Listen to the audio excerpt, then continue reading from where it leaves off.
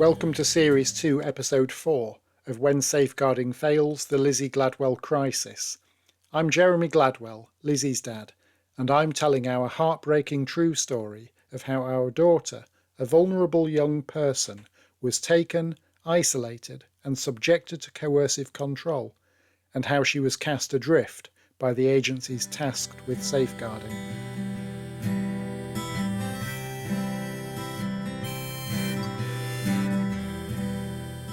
In November 2024, there was finally some good news.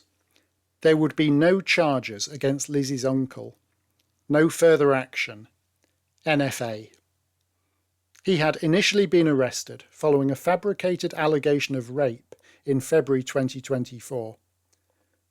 Those allegations may have come from Lizzie's mouth, but I state with certainty that they did not come from her heart or intent. I know how strong Lizzie's bond with her uncle was, just as I know how strong her bond was with me, her mum, her grandparents, her cousins, her godparents, and her church family. Lizzie loved them all. She was an innocent spirit, carefree and kind. There is no way she would have invented such a vile and devastating allegation of rape against anyone, let alone a loved family member. Not without something, some pressure, some coercion, some threat. I don't know what it was, but I do know who was behind it, pulling the strings. Lizzie was a puppet in a cruel plot designed to sabotage her relationships and deepen her isolation. And during that February dawn raid, Humberside Police fell for it completely, hook, line and sinker. For 9 long months, Lizzie's uncle was kept on bail. It was 9 months of trauma, sleepless nights, restrictions and conditions. Extensions of bail beyond 9 months require a magistrate's court's authorisation, but Humberside Police knew they wouldn't get it because there wasn't a scrap of evidence to validate the claims. Not a jot. That was clear from the outset. Yet they still let an innocent man and his family endure hell for 9 months rather than address the matter swiftly and professionally. This was not Lizzie's doing. This was not Lizzie's fault. She was vulnerable, deeply susceptible to manipulation, and being used, abused, exploited. Naturally, we were all genuinely relieved about the NFA pronouncement. However, as Lizzie's dad, I had another concern. If the police decided there was no action to be taken against the uncle, would their blundering firepower then focus on Lizzie herself? Would they charge her with making false allegations, of wasting police time? I did not trust Humberside Police to do the right thing. Not at all. They had been repeatedly informed about Coral's coercive control and manipulation of Lizzie. Surely you would think a false rape allegation might spark some professional curiosity or intelligence. At some point, perhaps, someone might contact us as Lizzie's parents and ask, "Tell us about Lizzie. What do you think is happening here?" But no. And so I feared Lizzie was about to be sacrificed on the altar of Humberside Police's ineptitude. Ineptitude might sound strong, but honestly, it's mild. Given what Lizzie's uncle and his family had experienced, the outright refusal of DI Beeching and the so-called Professional Standards Department to even glance at the evidence, PC Smith's irreversible edict, the mysteriously vanishing records of our calls and conversations, PC bulls stonewalling and unprofessionalism, and the fact that Lizzie was still being kept at that house at all. Ineptitude is a charitable description. I needed to warn Lizzie. She was in danger of a miscarriage of justice that could stain her record forever. And Coral? Coral would throw Lizzie into the machinery without remorse or care. What trauma had Coral already inflicted on our daughter, ripping her away from her family and controlling her through isolation, threats and punishment? I didn't trust Coral at all to look out for Lizzie's interests. Why would she? After all, Coral had planned and executed this entire crisis, including the rape allegation. Why would Coral intervene now to protect Lizzie's reputation? It would suit Coral perfectly if Lizzie's record were irredeemably tarnished, making Lizzie appear as an unreliable witness. That would leave Lizzie disbelieved, isolated, powerless, helpless, and entirely dependent on Coral. I needed to warn Lizzie. But how could I do that when I was blocked on every technological front and unable to see or speak to her?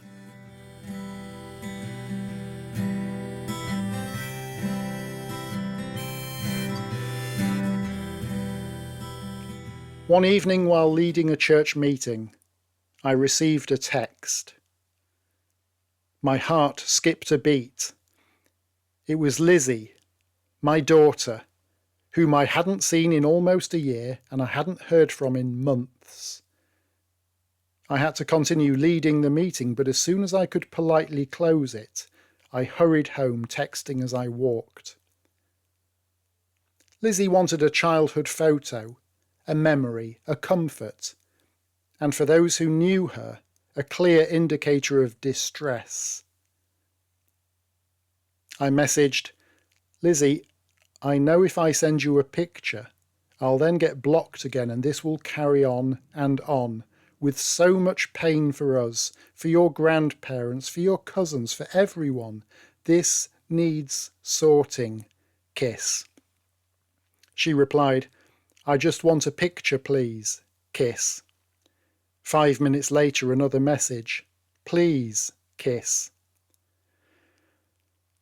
Arriving home, I switched on the computer to find a picture for her. I will send a picture, I texted to ease her anxiety. This is hell, Lizzie. I fully expect to be blocked, so before I am, let me assure you that we still love you. You are absolutely not forgotten, and everyone who knows you misses you dreadfully. Kiss. I sent a picture as asked. Lizzie replied, thank you, kiss.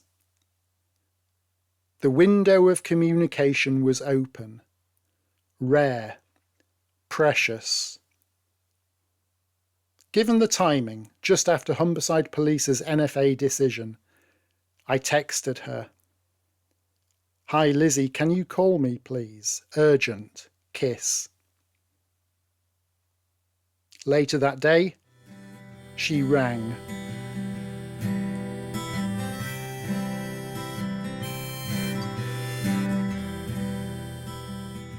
I was finally talking to Lizzie. After college, she was back at the house, likely not alone, but at least I was hearing my daughter's voice. We enjoyed a minute or two of pleasant small talk, mostly about her small animal care course and her aversion to chickens. It was lovely to have a brief moment of normal conversation, daddy and daughter. But then I had to bring up the serious issue. Right, Minky, I began, recognising she would want to know what was so urgent. I'll keep this quick. We know about the false allegations against your uncle. Right, Lizzie said. We've known for a while, but, I began. Why didn't you say anything, like talk to me about it? She interrupted. That question alone spoke volumes about how little Lizzie grasped what was going on, how little she understood the legal process, and how unaware she was of the reality that we had been completely blocked from her devices. Because we couldn't, I explained. Since it was a police investigation, no one could say anything. We weren't allowed to, that's why. And besides, how could we? We haven't seen you. We've been blocked. There was no way to have that conversation with you. But we know about it.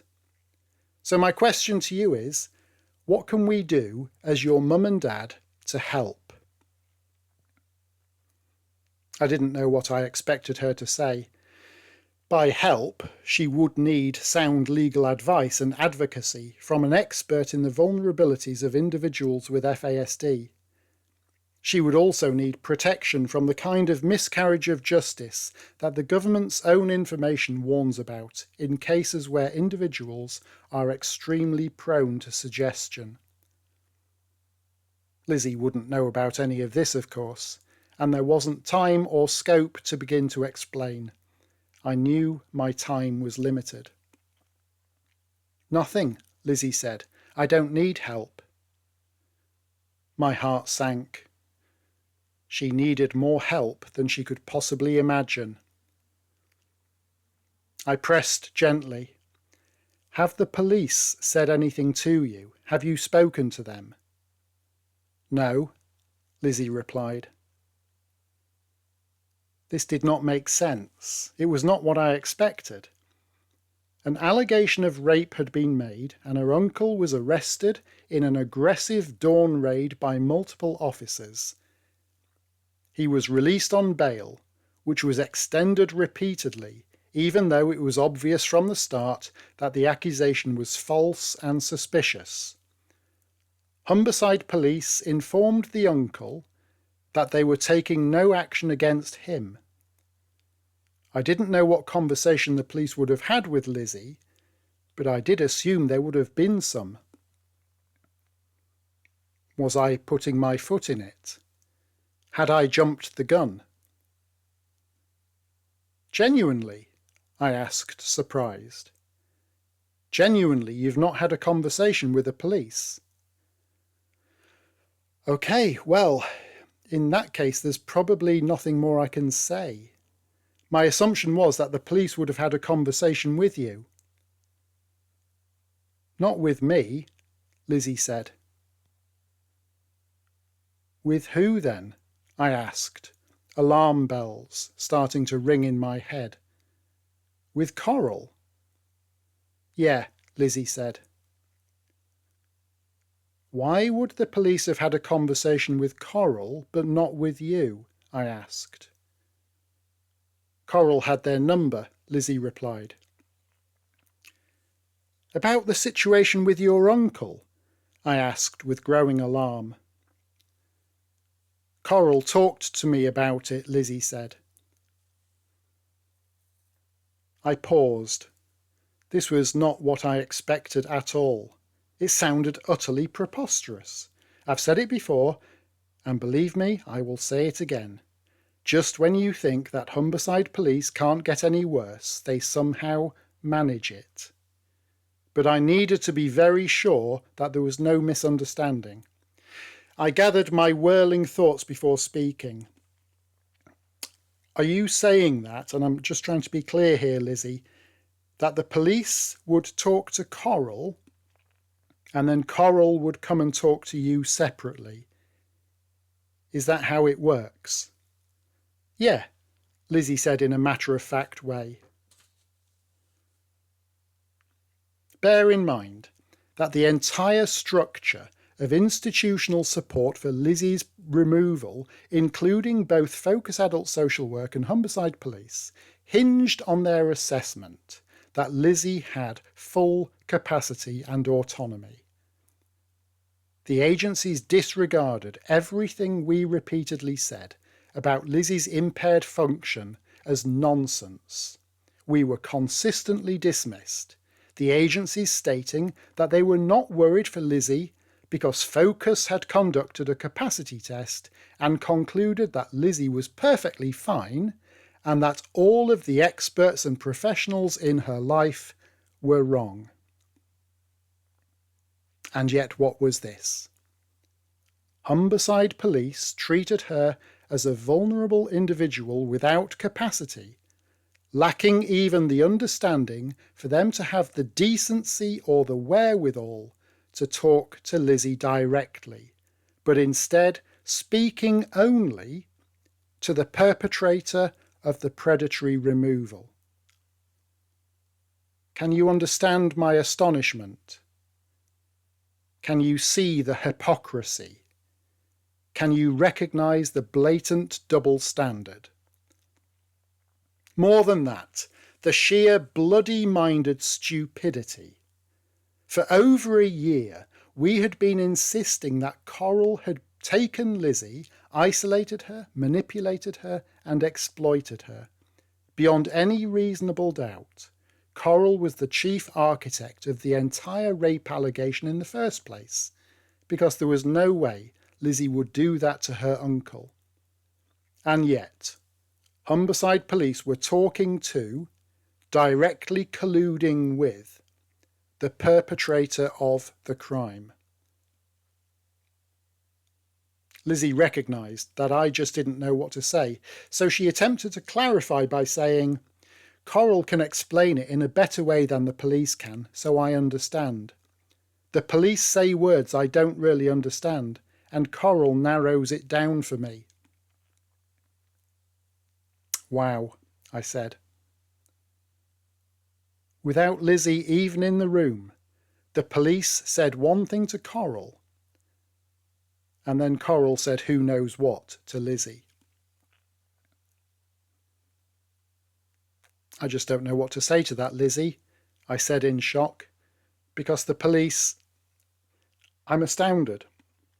This relates to you, and you are at the centre of this, and I'm amazed that the police are not talking to you directly. You've got a right to be spoken to yourself." So the police had visited the house. They had spoken to Coral and left. Coral had then relayed something to Lizzie. The question was, what? What did Lizzie understand about the situation? Was any action being taken against her? I broached the matter with Lizzie. "Are you able to say to me what you have been told the police said?" I asked. "Why do you need to know?" Lizzie responded. There was a shift in her tone. She was not alone. "Because I'm your dad," I said earnestly. "Lizzie, this is a serious situation. I'm trying to help, honey. You've got to believe me. Please trust that I desperately want to help, because this could go on your police record and cause all sorts of problems for the rest of your life. If not handled carefully and properly, it could do incredibly harm. That's why I want to know." "I know why you want to know," Lizzie retorted, perhaps more to an audience than to me. "Why?" I asked, the obvious question. "Because you're scared of what happened in the past," Lizzie snapped, and then hung up.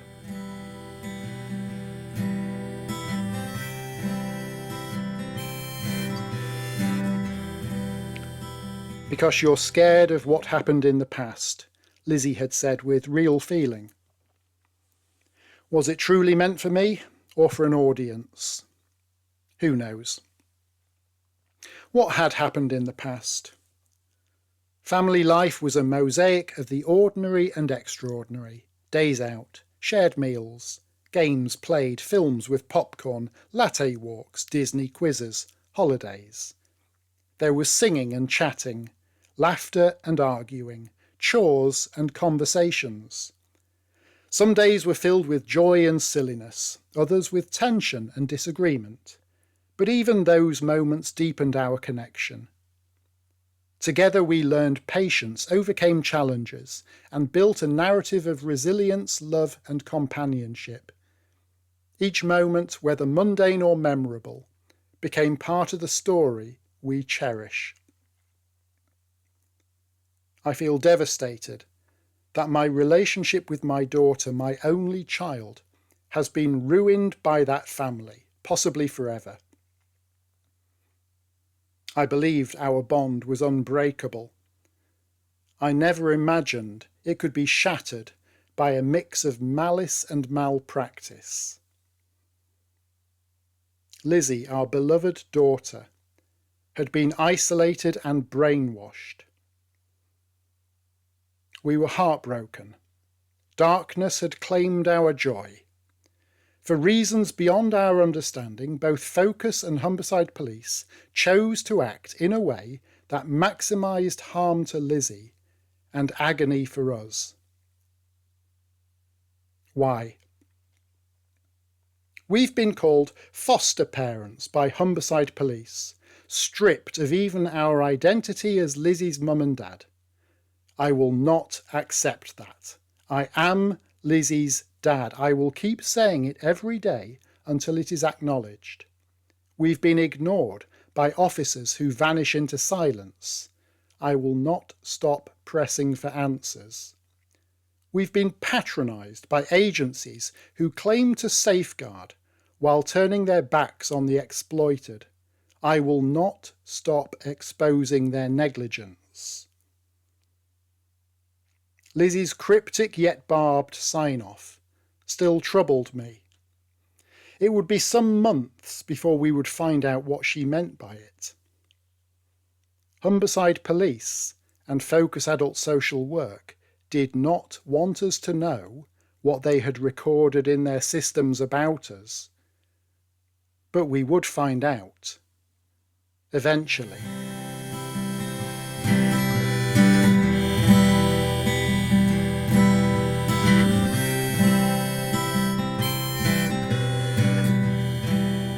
Thank you so much for listening to this episode of When Safeguarding Fails, the Lizzie Gladwell Crisis. Please subscribe for updates at lizziegladwell.org.uk. Share this podcast and add your voice to ours.